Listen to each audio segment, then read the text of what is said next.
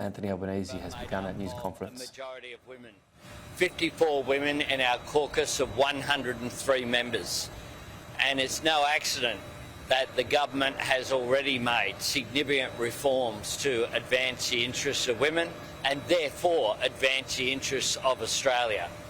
Paid parental leave legislation passed this week. The childcare reforms that will come in on July 1, boosting women's workforce participation, boosting productivity and taking pressure off families' budgets. 10 days paid domestic and family violence leave, promised, legislated, in place from February. The other measures including the adoption of the recommendations of the Respect at Work report, increased community workers assisting those escaping domestic and family violence. Our Housing Australia Future Fund legislation that will reserve 4,000 out of the 30,000 places for women and children escaping domestic violence. Today I leave to go to India, where I will visit Ahmedabad, Mumbai and New Delhi.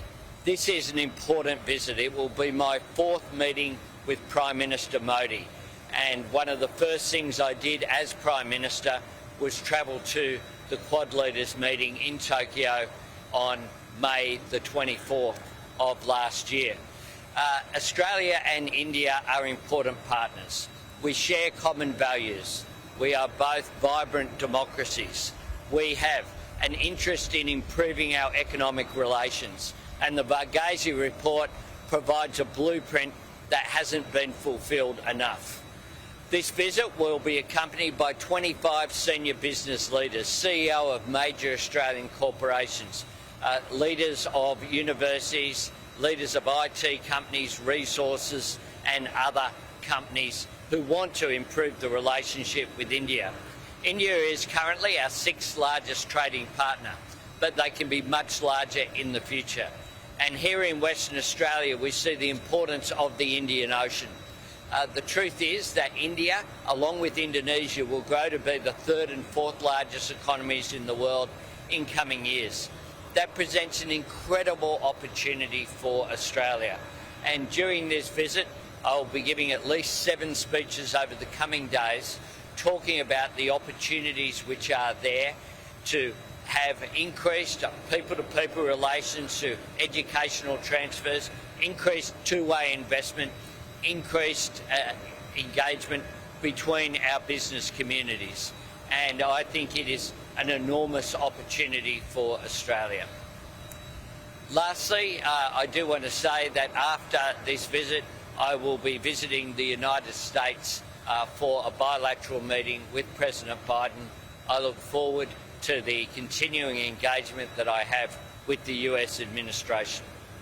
Prime Minister, the security relationship with India is also important, and later this year Australia is going to host the Malabar defence exercises with India, Japan and the United States, and the rumour is that that's off the coast of Perth in August.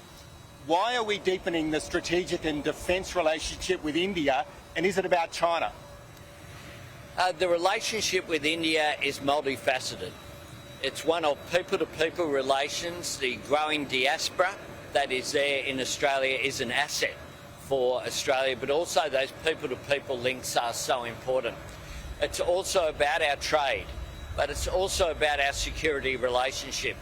And the Operation Malabar will be hosted by Australia for the first time. It will be important, and those security relationships is also something that I'll be having discussions with Prime Minister Modi on. I met with the Foreign Minister and hosted Foreign Minister Jaishankar in Kirribilli just 2 weeks ago. The relationships that we have, because India is the host this year of the G20, means that we've already had visits to India from our Treasurer, our Education Minister and other ministers. Will continue to have that engagement over the year, and I of course will attend the G20 meeting when it's hosted in India. Before then, I will host the Quad Leaders meeting of Prime Minister Modi, Prime Minister Kishida and President Biden in Australia in the first half of this year. I'm more. You spoke yesterday.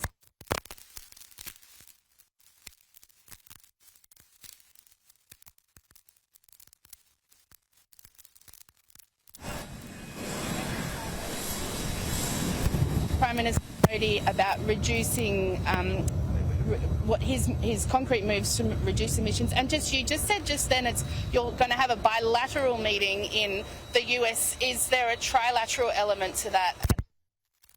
I'll be meeting with President Biden in the United States. We'll have further announcements about details soon about the arrangements that will be taking place. On India, it is important to recognise that Prime Minister Modi, like the other leaders at the G20, is a strong supporter of shifting the energy focus, including in India.